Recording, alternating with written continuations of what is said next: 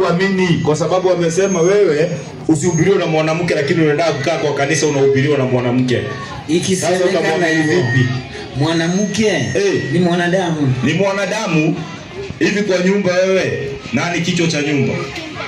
Mwanaume. Mbona si mwanamke? Kuna nabii mmoja Mungu alituma mwanamke. Kwa sababu wanawake wako na maneno yao, wakiwa na zile siku zao wako watalini, ni wachafu. Sasa atakujaje kukuhubiria wakati yako na hizo vitu, alafu yeye ndio reverend? Wakati hata akiwa nayo wewe ukiwa kwa nyumba ufai kumguza juu ako na najisi. Sasa Mungu kabainisha, kaweka mahali pa wanawake na kaweka mahali pa wanaume. Ajayo na wewe mkonfirmie ile andiko. Muoneshe. Kwa sababu ndivyo hivyo. Ukuwe Muislamu uweze kuabudu Mungu, kwa sababu hujawahi abudu Mungu tangu ulikuja dunia hii. Na tena sisi hatuogopi, tunaweka speaker hadharani tunasema Uislamu ndio njia. Haiwezekani, Mungu ni mmoja, kuwe na njia mbili. Unamwabudu Mungu safi kabisa, nami namwabudu Mungu. Vipi? Kwa njia yako yenye unamwamini Mungu. Kuna kuamini na kuabudu, vitu viwili tofauti. Ndio hiyo. Sasa wewe unaamini Mungu? Hebu fanya hivi rafiki yangu. Kama wewe unaamini Mungu ni mmoja, kuwa Muislamu, tuende msikitini, basi hakuna chingine. Wala tukupeleki kwa mto. Utamezwa na mamba.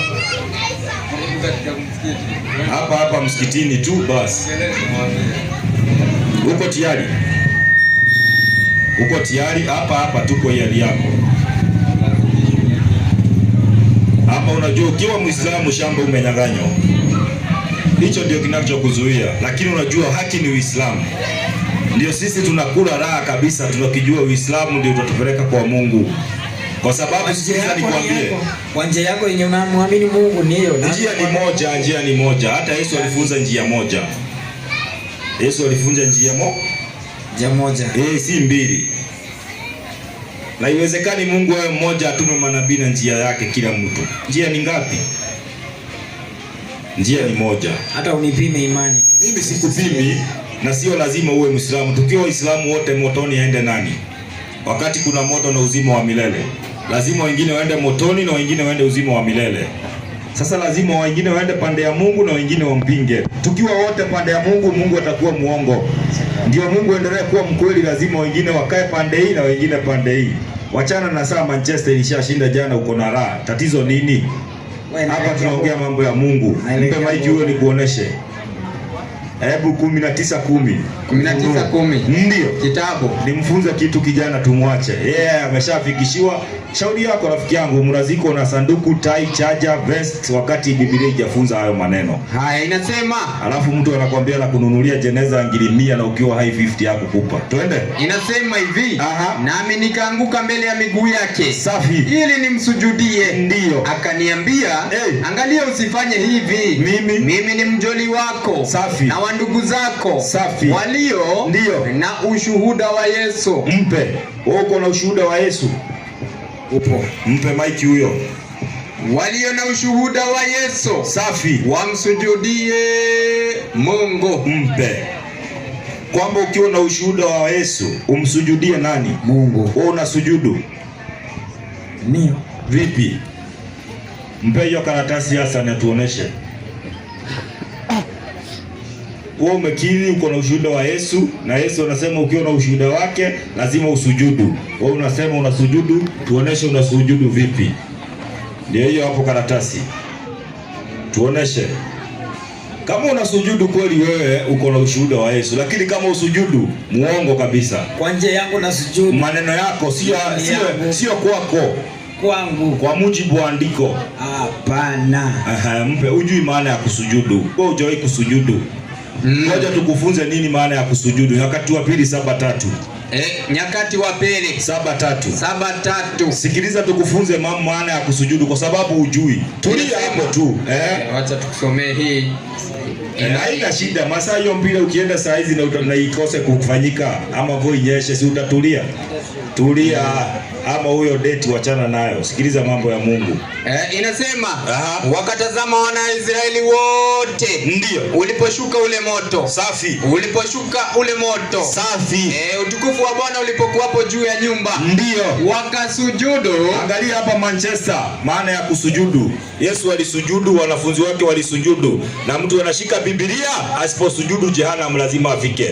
Wakasujudu kifulefule. Wapi? Hata nchi. Safi. Sakafuni wakaabudu. Mpe. Kwa hivyo kuabudu Mungu ni kupeleka kichwa mpaka wapi? Imeisha beti maiki. Au unanipima imani? Rudia tena, soma mwenyewe uende ikafutika. Mpe maiki na Biblia soma. Haya, nayo maiki ndio hii. Soma rafiki yangu uende ikafutika. 7 mstari wake wa 3. Wapi naanzia wapi? Ya watu. Soma. Wakatazama wana wa Israeli wote. Ndio. Aliposhuka ule moto. Sio aliposhuka ulipo. Uliposhuka moto. Ndio. Utukufu wa sakafuni. Kuna sakafu wa Bwana. Ndio. Ulipokuwapo juu ya nyumba. Wakasujudu. Ndio. Kifulifuli hata nchi sakafuni. Wakafanyeje? Wakaabudu. Wakafanyeje? Wakamshukuru Bwana. Umeona rafiki yangu? Wewe ukisema unaabudu kichwa lazima upeleke chini. Kama upeleki wewe endelea kukaa hivyo. Endelea kuwa mpinga Kristo. Yangu ama ya Biblia. Kama ni ya Bible.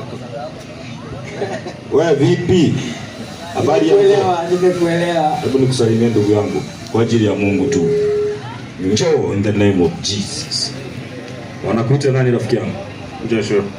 Joshua, jina kubwa bwana. Hebu kidogo mzee wangu. Hebu kidogo tu nikupe kiti panapo wazee hapaharibiki sana. Usio lazima maswali tu, unatulia tu hapo. Tulia tu mzee wangu. Uko sawa? Unaangalia tu maandiko. Kuwa Muislamu basi. Hapana. Kwa nini? Acha nikuwa Mkristo. Kwa nini? Mzee dukalia hapo. Panapo wazee hapaharibiki. Kwa nini usiwe Muislamu? Sijui mambo ya dini ya Kiislamu, mimi ni Mkristo tu. Unasemaje leo nikufunze kidogo kuhusu Uislamu? Si lazima ufunzwe ujue Uislamu. Wewe unasemaga Uislamu ni nini? Ni sawa, sisemi chochote lakini Uislamu pia ni dini. Dini ya Mungu. Na Mungu ni wangapi? Mungu ni mmoja tu. Ikiwa ni mmoja kunaweza kuwa na njia mbili? Hakuna. Kwa hivyo njia ni ngapi? Moja tu. Unasemaje na nikwambie njia ni ya Uislamu? Wacha nikae hapa Ukristo, mimi nimezaliwa huko na nimekaa huko tu. Barikiwa sana. Na Yesu anasema tujitie mila yake, tujifanye nini? Tujifunze kwa nani? Tuache tu.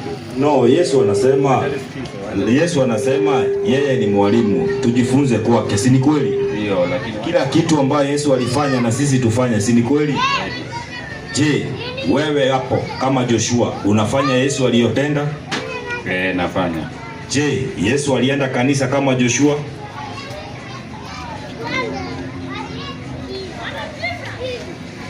Hiyo sitajibu sahi. Au tajibu. Lakini unajua kwamba Yesu hakuenda church Joshua. Alienda. Kanisa gani? Kwa sababu kuna Rejo, kuna Roho, kuna Catholic, kuna gani? Bora ni kanisa tu, ilikuwa siku ya Sunday tu. Unajua maana ya kanisa? Kanisa ni mahali tunakutania, tunamwomba Mungu.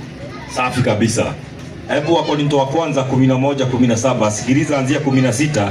Sikiliza Joshua, hiyo Biblia ningependa tu uiconfirm, urudi hapo umesimama. Usiseme ni nyingine.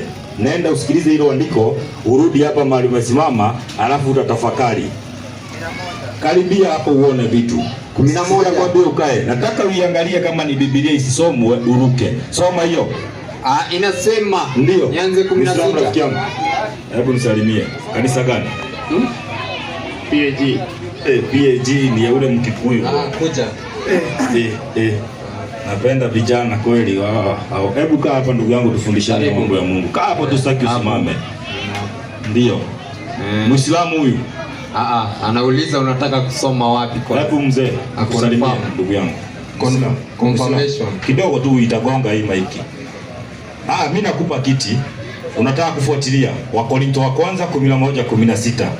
alafu useme imeenda tofauti. Soma hiyo mzee, sikiliza Joshua hiyo. Haya, 11:16 inasema Ndio kama ilivyoandikwa. Ehe. Lakini mtu yeyote akitaka kuleta fitina, sisi hatuna desturi kama hiyo. Safi. Wala makanisa ya Mungu. Wala makanisa ya Mungu. Lakini katika kuagiza haya, ndio si wasifu ya kwamba hatusifu Joshua ya kwamba mnakusanyika huko. Umeniambia Joshua mnakusanyika kwa kanisa, si kwa faida. Ati nini? Si kwa faida. Ati nini? Si kwa faida. Kwa hivyo Joshua, leo kwenye ulikuwa umeenda kusanyika si kwa ajili ya faida, bali ni nini? Kwa hasara. Umeona Joshua? Wewe endelea kutafuta hasara, mimi sina kifua.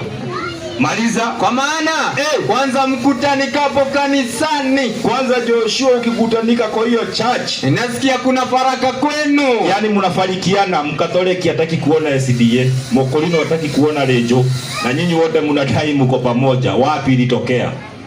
Wapi ilitokea maneno ya uongo? Maneno ya uongo. Kama mnaenda kwa Mungu mmoja nyinyi wote, sio biashara zinapigwa, mungeingia kanisa moja nyinyi wote. Mtu anatoka hapa anaenda kuona Pastor Ng'ang'a town na ameacha makanisa huku. Kwa hivyo ni kumaanisha hizi hazina Mungu huko ndio kuko. Ndio hivyo. Rafiki yangu, hiyo iko wazi.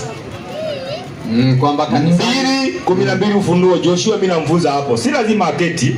Lakini kanisani wewe endelea kuenda kuimba rap dombolo, wanawake wakiwa na siku zao chafu wako huko, unakuwa najisi, unakuwa ulienda kufanya tizi. Afadhali hata ungeenda gym upate maso.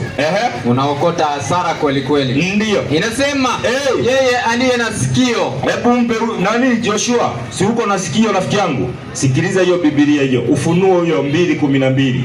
Yeye aliye na sikio alisikia neno hili ambalo ndio Roho ayaambia makanisa. Tulia niulize Joshua. Andiko linasema Joshua, ukiwa na sikio usikie, Roho ayaambia nini?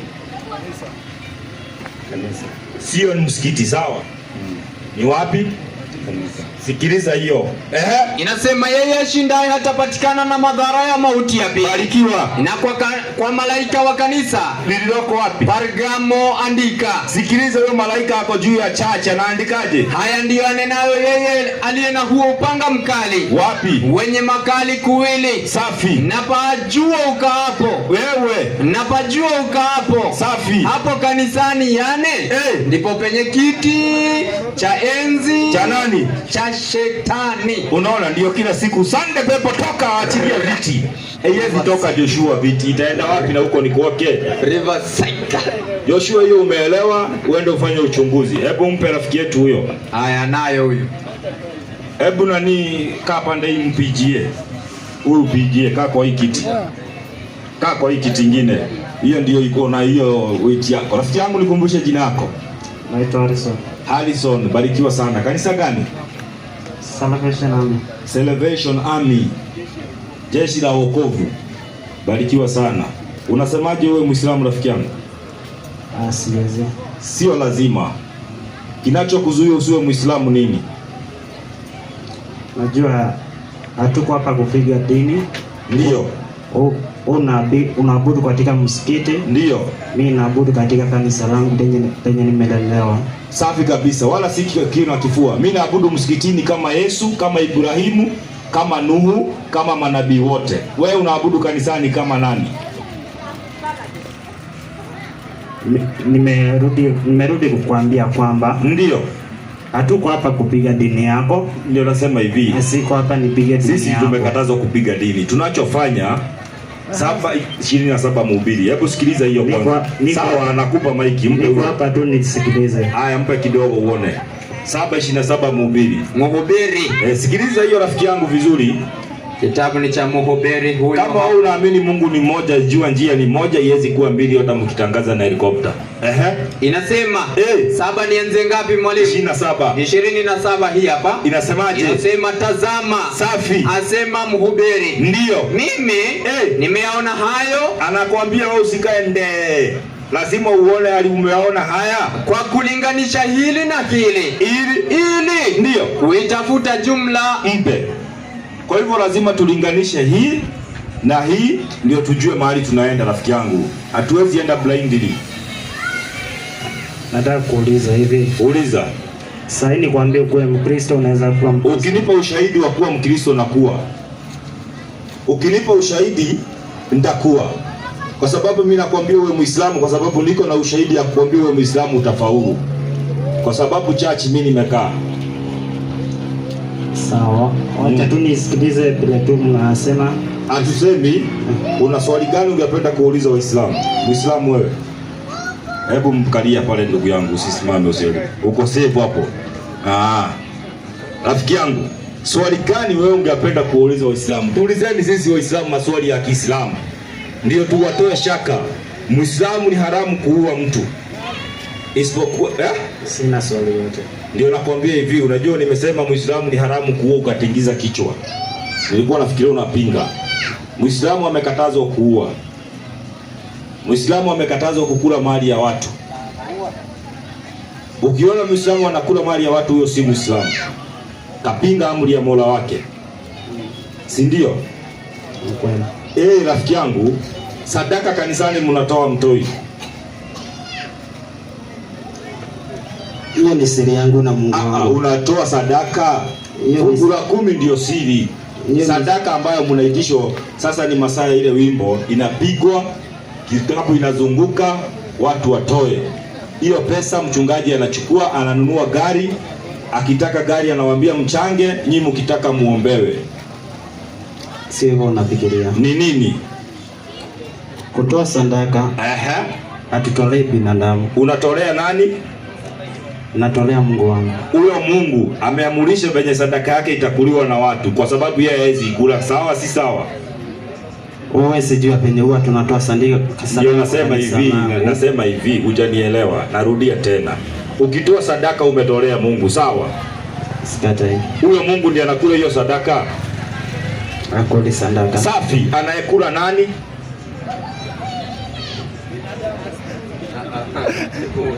Unaona rafiki yangu? Kwa hiyo ujanja sisi tuko naye kanisani. Sadaka inafaa ipewe maskini, mayatima na wajane. Hakuna andiko imesema pasta akule sadaka ya Wakristo, hakuna.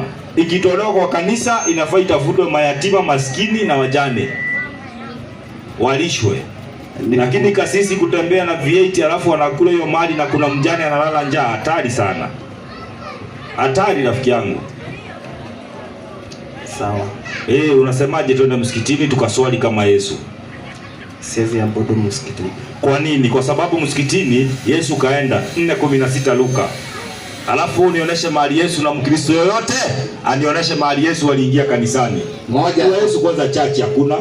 Soma hiyo. Inasema miaka 2000 wewe. Naye Yesu akaenda Nazareti. Hapo alipolelewa. Safi. Na siku ya Sabato kafanyaje? Kaingia katika sinagogi.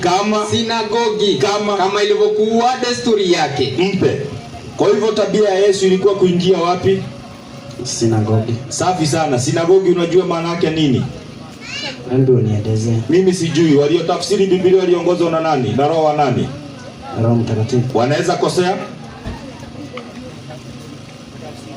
Wanaweza kosea? Wewe kama utaki kukaa chini nishakupa kiti, tuuliza mapepe rafiki yangu. Mambo ya Mungu ishautiwi, kaa pale, toa hoja yako, tuende kimaandiko. Lakini ushabiki huko uambie referee ni penalty na uko nje atakusikiliza vipi? Si unakaa mezani. Rafiki yangu, waliotafsiri Biblia waliongozwa na Roho nani? Roho wa Mungu. Wanaweza kosea? Hawezi kosea. Haya, msongezee hiyo Biblia Kibaki kamaliza kazi. Hebu tusomee watafsiri wa Biblia walituambia sinagogi ni nini? Maelezo ya maneno magumu katika. Acha asome mwenyewe. Neno sinagogi hili hapa maana. Ni nini rafiki yangu? Msikiti. Ala, kumbe Yesu msikitini lakini wewe wapi? Kanisani.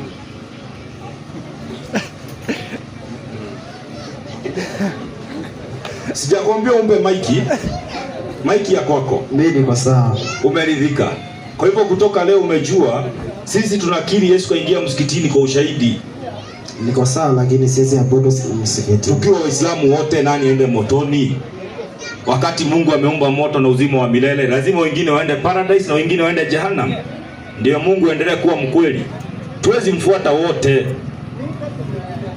Tuwezi kufuata Mungu wote. Rafiki yangu hatuwezi. Lazima wengine wakuwe pande ya Mungu na wengine wakuwe pande ya Ibilisi, kwa sababu Ibilisi kafanya kazi yake.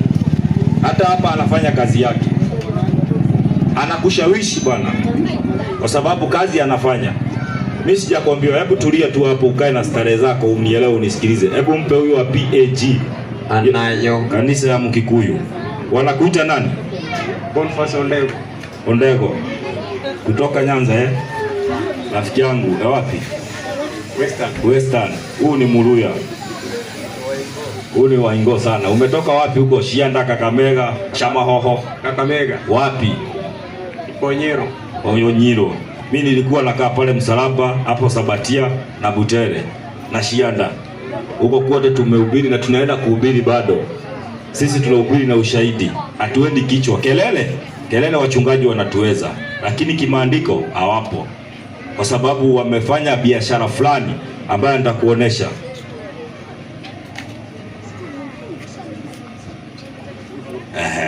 Rafiki yangu, kuwa Muislamu bwana kama Yesu, kama Musa. Kusudi ya Muislamu na Mkristo wanamuomba nani?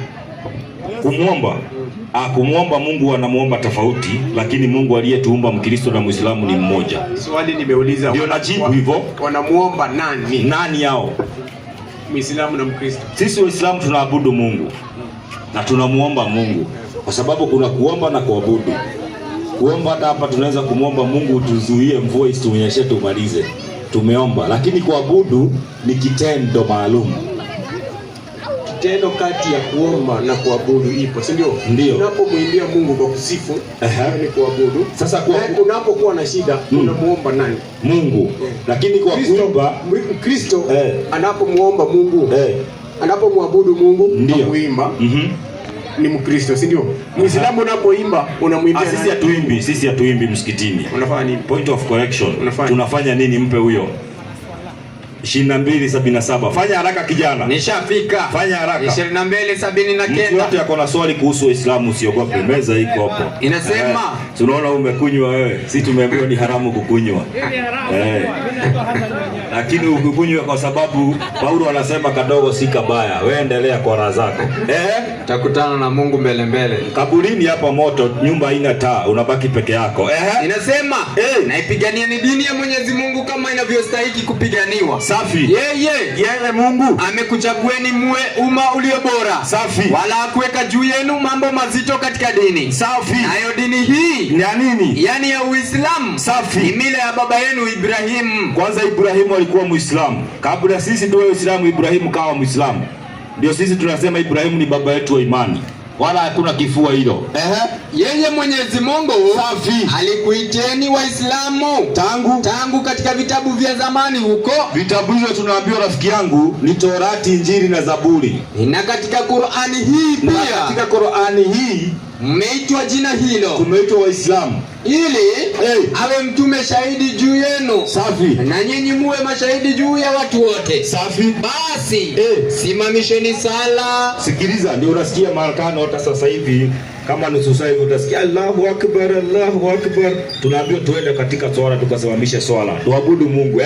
Inatoeni zaka. Safi. Na shikamaneni pamoja. Ndio. Kwa ajili ya Mwenyezi Mungu. Maliza. Yeye ndiye Mola wenu. Safi. Mola mwema alioje. Ndio. Na msaidizi mwema alioje. Safi. 77 inasema, enyi mlioamini, salini. Ndio hii.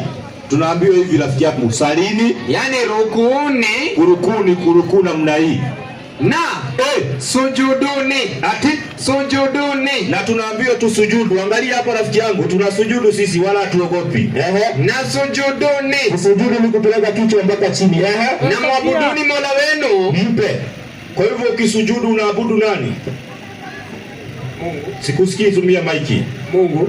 Wewe unafanya hivyo?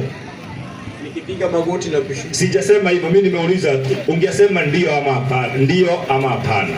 Je, wewe unapeleka kichwa chini? Hapana. Basi hiyo ndio jibu rafiki yangu. Sasa wewe unaabudu vipi?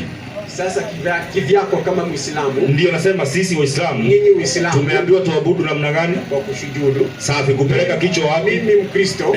Iwapo nitasimama, kama nitasimama, ndio ninamuamini. Kuna kuamini na kuabudu. Vitu viwili tofauti. Iwapo nitasimama ama nipige magoti, lakini italingana na moyo wangu kama unaamini ndio kile ninachouliza Mungu. Barikiwa. Kwa mafundisho ya Bwana Yesu, alifundisha uabudu vipi? Ndio maana nimekueleza. Ndio na mimi nakuuliza. Unajua kila mtu, hebu subiri rafiki yangu. Sisi mafundisho ambayo tunakufundisha, Mwenyezi Mungu alituma malaika Gabrieli akuja amfunze Muhammad atufundishe, ndio tufanye hayo maneno. Tusiende kichwa tusije tukapotea. Yesu alikuwa duniani, hakuwa duniani. Alikuwa duniani. Kafunza muabudu vipi? Yesu alitufunza kitu moja. Ndio. Kumwabudu ni ile moyo wako. Ndio. Si kwa kufanya mitendo. Nikiinama hapa nikishujudu vile unataka. Wacha na moyo wangu. Au maanishi. Ndio. Ina maana gani? Safi, mpe huyo tuulize Yesu ina maana gani? Haya. 4:10 Mathayo. 4 mstari wake ni wa 10. Ndio. Kitabu ni cha Mathayo. Mathayo takatifu. Ndio. 4:10 inasema ndipo Yesu nani alipomwambia nenda zako shetani. Safi. Kwa maana imeandikwa. Mpe. Ukisikia kwa maana imeandikwa, ni present ama ni future tense ama ni past tense? Imeandikwa. Imepigwa stamp. Mpe huyo amalize. Imeandikwa. Safi. Imeandikwa. Safi. Msujudie Bwana Mungu wako. Umwabudu yeye peke yake. Mpe. Yesu anatoa amri, anayefaa kuabudiwa na kusujudiwa ni nani? Mungu. Kwa hivyo pia wewe unafaa ufanye nini? Muabudu ni msujudu Mungu, sio? Umsujudie. Kwa hivyo ukisujudu ndio unafanyaje? Mimi nimekueleza. Mimi sijakataa. Wewe umenieleza, rafiki yangu nisikilize. Wewe umenieleza, sijakataa. Lakini maandiko ndiyo yaongea zaidi kuliko kunieleza. Maandiko na kila mtu anaelewa kivyake. Sasa hebu tufafanulie. Hebu chukua hiyo utufafanulie. Hebu tusomee utufafanulie. Ndio nyinyi mlikuwa mnaenda study sasa hivi mkijua mnakuja. Hebu mlikuja hapa. Hebu angalia rafiki yangu. Mpe huyo nikuoneshe kitu. 3:15 waraka wa Petro. Waraka wa Petero. Ndio. Wa kwanza. Sikiliza Yesu anakuambia aje ukosema kauli hiyo. Haya, waraka wa kwanza wa Petero 3:15. Fanya haraka. Hii hapa inasema, ndio. Nanyi uhesabuni uvumilivu wa Bwana wetu. Wa kwanza ama wa pili? Wa kwanza. Piga wa pili. Haya, wa pili. Hii hapa inasema mstari wa 15, kila amchukiaye ndugu yake ni muuaji. Waraka wa kwanza wa Yohana. Wa Petro. Waraka wa pili wa Petero 3:15. Haya, wa kwanza 3:15 Petro, sio Yohana. Samahani, hii hapa inasema mwe. Sikiliza hiyo rafiki yangu, Yesu anatuambia wewe uwe nini? Mwe tayari siku zote. Mkristo yote Yesu anamwambia awe tayari siku zote, si ati unajipanga, uwe tayari siku zote. Kumjibu kila mtu awaulizaye habari za tumaini. Yaani wewe ukuwe tayari kunijibu mimi tumaini lililo ndani yenu. Unijibu, usiniambie nilikuwa sijajipanga. Tena kwa upole na nini? Na kwa hofu. Mpe. Yesu anasema wewe ukitembea unakuwa ukiwa kama komando. Yaani ukiulizwa vipi wewe unaamini vipi? Usiseme hujajipanga. Unanijibu Bwana vipi? Mimi naenda hivi, naenda hivi, naenda hivi. Ndio Muislamu siku zote anaenda akijipanga. Ukimuuliza mbona mnasema Muhammad ni mtume, tunakupa andiko. Mbona mnasema Uislamu mtaenda kwa uzima wa milele, tunakupa andiko. Mbona mnasema Uislamu ndio njia, tunakupa andiko. Mbona hambatizwi, tunakupa andiko. Hatukwambii sijui ilikuwa Sisi tuko tayari siku zote. Na wewe Yesu amekufunza uwe tayari siku zote.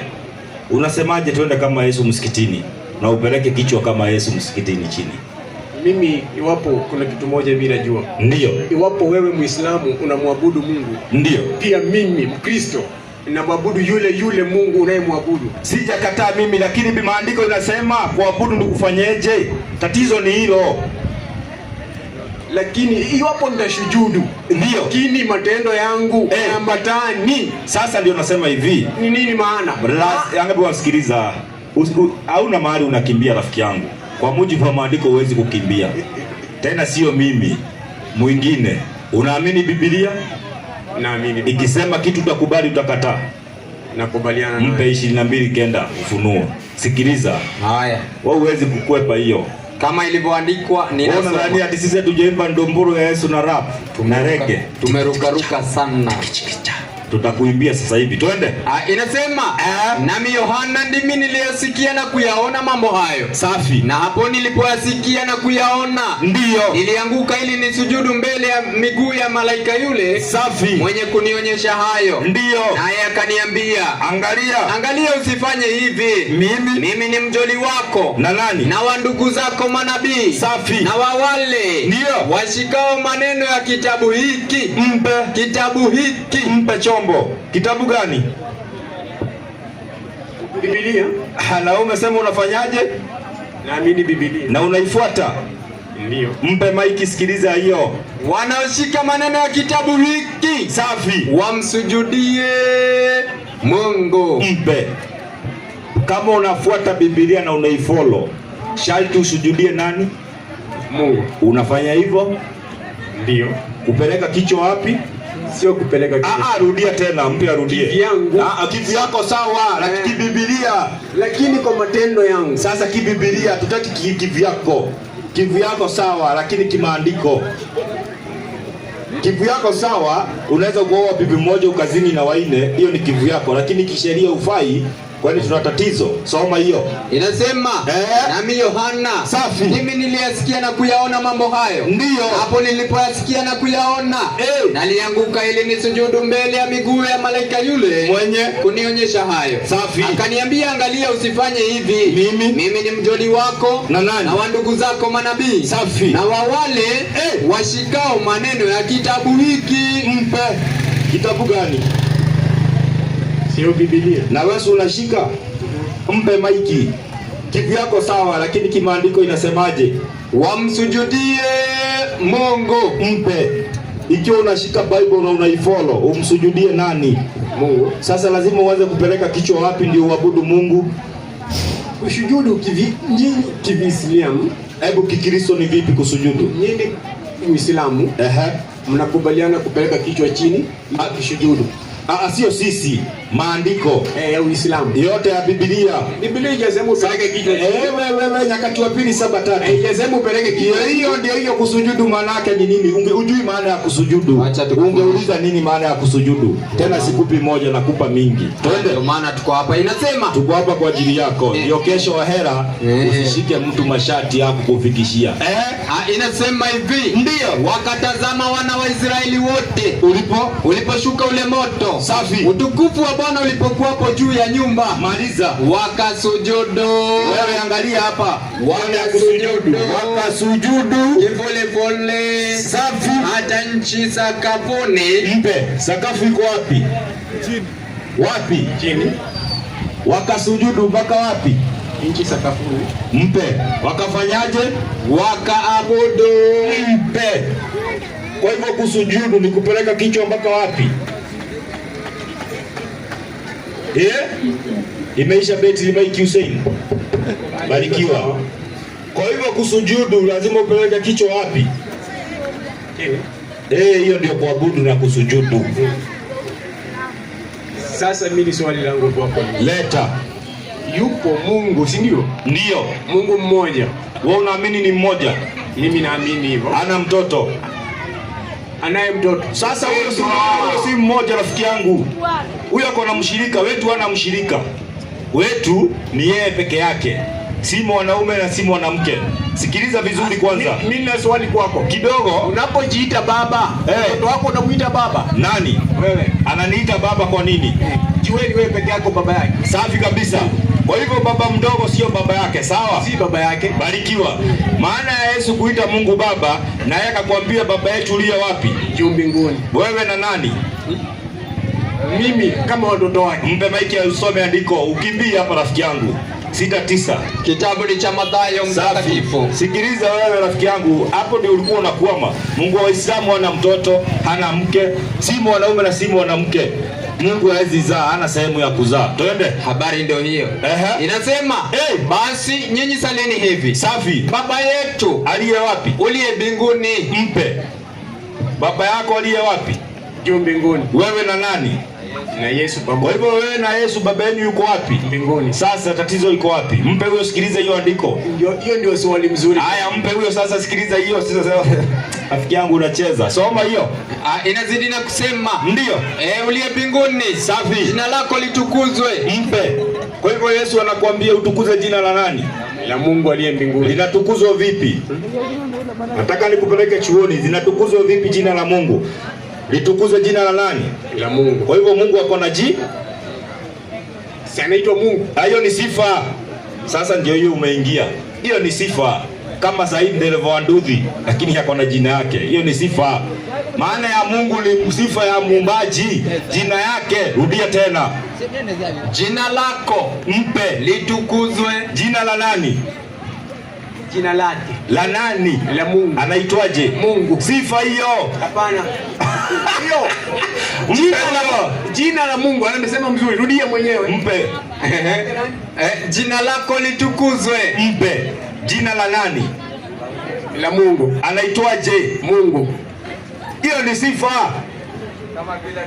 Jina ni gani? Safi kabisa. Jina ni gani? Kama sio Mungu. Safi. Jina ni gani? Amesema mimi nakupeleka nikuoneshe anaitwaje. Anaitwaje? Kabla ya kukupeleka anaitwaje? Unatukuza jina la nani? La Mungu. Una bahati rafiki yangu wewe, masaa ya msikitini imefika. Wewe rafiki yangu, wacha tutapanga hapa hii wiki tuko hapa. Tufunge hii kanisa. Wabillahi tawfiki wa salamu alaykum wa rahmatullahi wa barakatuh.